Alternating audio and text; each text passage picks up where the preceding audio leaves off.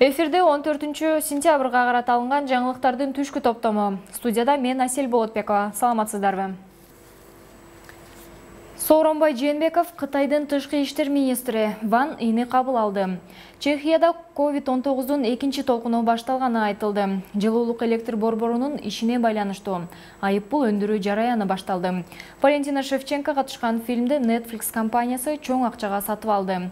Ушул жана башка жаңылыктар менен алдыда кененирээк тааныштырабыз.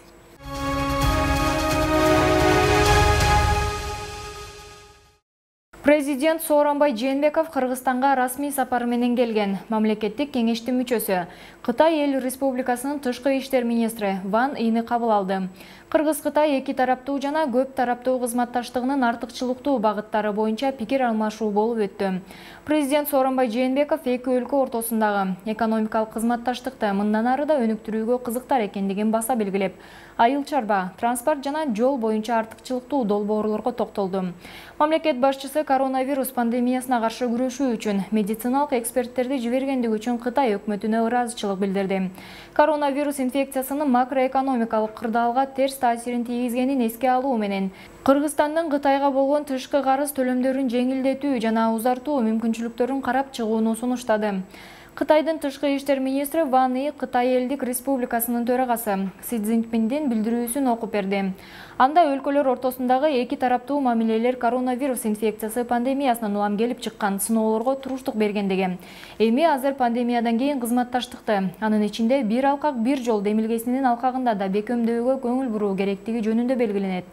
Ошондой эле эки тараптуу кызматташууну мындан ары тереңдетүүгө, өз ара тилектештикти жана учурдагы түзүлгөн кырдаалда бири-бирин колдоону улантууга даяр экендиктерин билдиришти.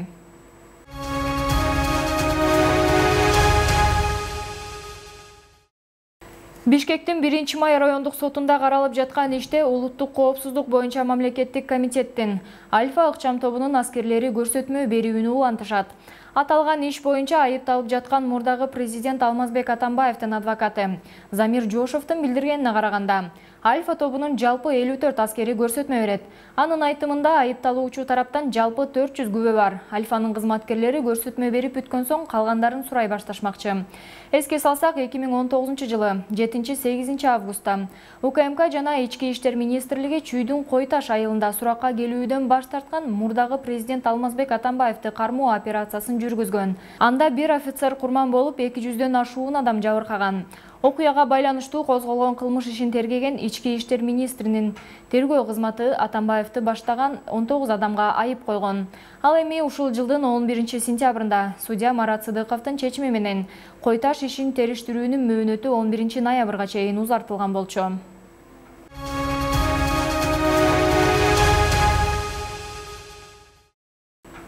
Бишкек жылуулук электр борборундагы коррупциялык иштерге байланыштуу айыпталуучуларга чегирилген айыптарды өндүрүү жараяны башталды. Бул тууралуу аталган ишке айыпталып соттолгон экс-премьер-министр Сапар Исаковдун адвокаты Замир Жошов билдирди. Анын айтымында 22-июнда жогорку сот жылуулук электр борборунун иши боюнча Бишкек шаар сотунун өкүмүн күчүндө калтырган.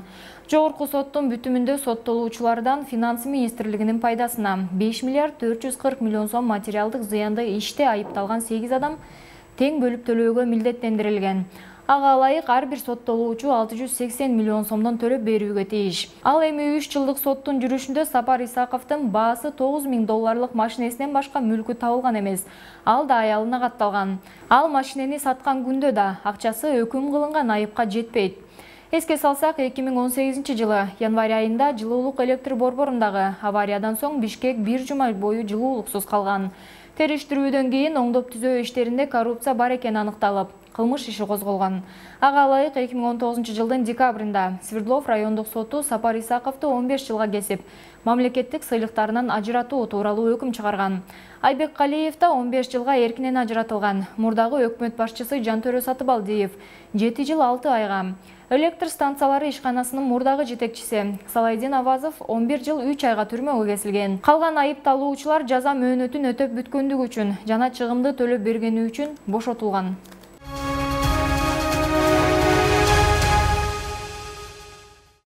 Бишкек шаардык транспорт башкармалыгынын жетекчиси Сатыбалды Хакимовдун билдиргенине караганда, Бишкекте карантин учурунда коомдук транспорттардын саны 50%га азайган. Анын себеби арендага алып айдап жүргөндөр каттамга чыкпай жатканы менен байланыштуу. Анын айтымында коомдук транспорттар каттап баштагандан бери маршруттук таксилер сентябрь айына карата 70%ды түздү. Ага чейин 50% гана каттамга чыгып, алардын аралыктары алыс болгондуктан ичинде тыгындар көп болуп жаткан. Сентябрь айынан баштап алардын көбөйүп баштаганын байкоого болот. Ошондой эле транспорт башкармалыгынын жетекчиси карантин маалында өзүнүн кичи бустарын базарга сатыкка койгондордун саны 500дүн тегерегин түзгөнүн кошумчалады.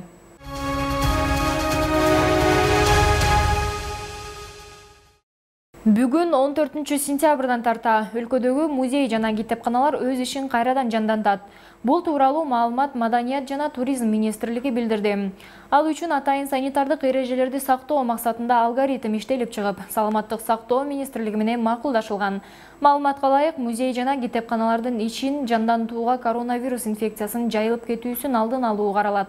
Ошондой эле министрлик койгон талаптарга ылайык мекемелердин имаратында кирүү алдында кызматкерлердин жана коноктордун дене табы текшерилип, ичинде жүргөндө социалдык аралык сакталышы керек.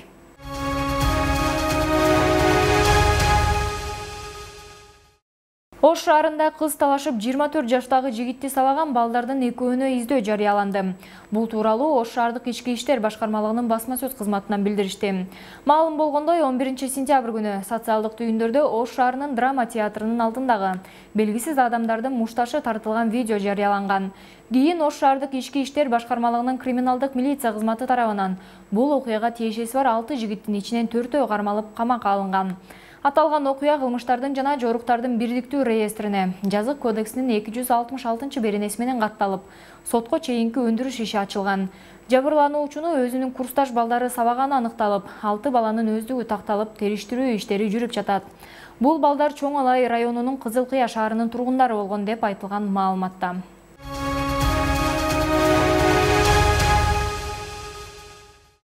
Талас облустук био түрдүүлүктү сактоо жана өзгөчө корголуучу жаратылыш аймактары департаментинин адиси Айнура Алиева 12-сентябрь күнү Бакаята районунун Үйүр-Марала өзөнүндөгү аюу менен мамалагы атылганы аныкталганын билдирди. Анын айтымында Кызылсай айылынын 40 жаштагы тургуну Үйүр-Марал өзөнүнөн аюу жана мамалак атып келе жаткан жеринен кармалган. Ал жаныбарлардын терисин сыйрып, этинин 1/3 бөлүгүн алып келе жаткан.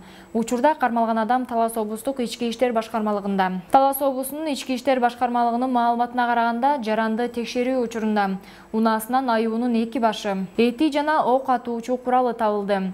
Аталган факт каттоого алынып, сотко чейинки өндүрүш иши башталган. Табылган аюулардын териси жана эти далил зат катары алынып, аңчылык кылуу департаментине өткөрүлүп берилди. Кармалган жаран тергөөдө сурак берүүдө.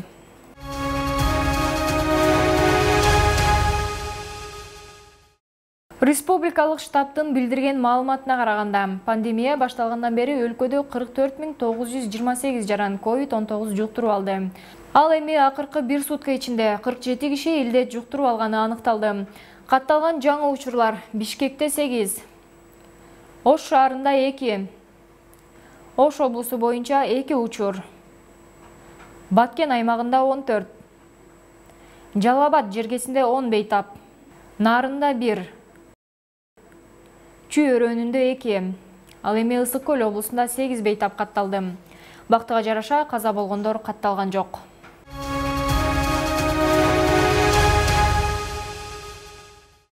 Коронавирус илдетинин экинчи толкуну Чехияга келди. Аталган республиканын өкмөтүнүн илим изилдөө иштери боюнча ыйгарым укуктуу өкүлү Роман Примуланын айтымында, Чехия коронавируска чалдыккандардын санынын өсүш темпи жогору болгон Европа өлкөлөрүнүн катарына кирди.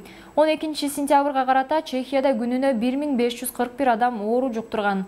Бул мурунку күнгө карата дээрлик 100гө көп рекорддук көрсөткүч. Азыр биз COVID-19-дун тастыкталган санынын биринчи толкунга салыштырмалуу өсүшүнүн жогорку темпин көрүп жатабыз. Эгер оорунун жайылышы ушул темпте кете берсе, эч кандай жара көрүлбөсө, анда октябрь айынын аягына чейин өлкөнүн ооруканалары өз чегинде иштешет деп билдирет Роман Примула.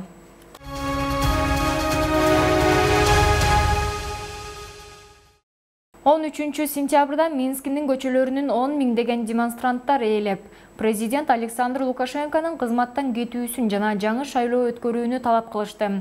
Беларусь ички иштер министрлигинин маалыматына караганда, жекшембиде 400дөн ашуун адам кармалган. Беларусьту 26 жыл башкарган президент Александр Лукашенко 14-сентябрда Сочиде орус президенти Владимир Путин менен жолугушмак. Бул Лукашенконун Москвадан өз өлкөсүндөгү демонстрацияларды басууга көмөктөшүүсүн өтүнгөндөн берки алгачкы жолугушуусу. Эске салсак, Беларустагы акциялар 9 августтагы президенттик шайлоону мамлекетти 26 жылдан бери башкарып келаткан Александр Лукашенко жеңгени жарыялангандан кийин башталган. Шайлоо бурмаланган деген оппозиция жана демонстранттар президенттин отставкасын талап кылышууда.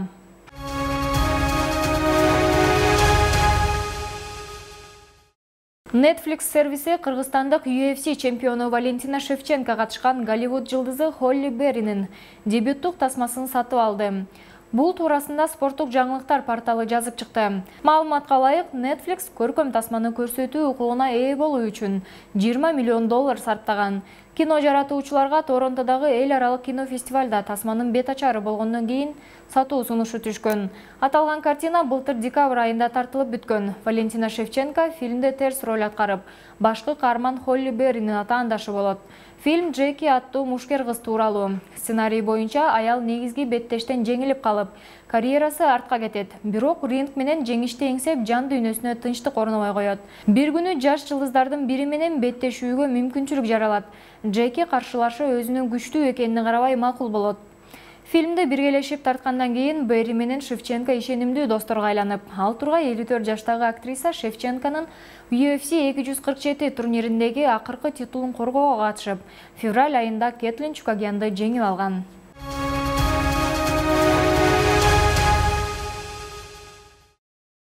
Ушуну менен жаңылыктардын түшкү топтому аягына чыкты. Кийинки эфир аркылуу жолугушканча сак саламатта туруңуздар.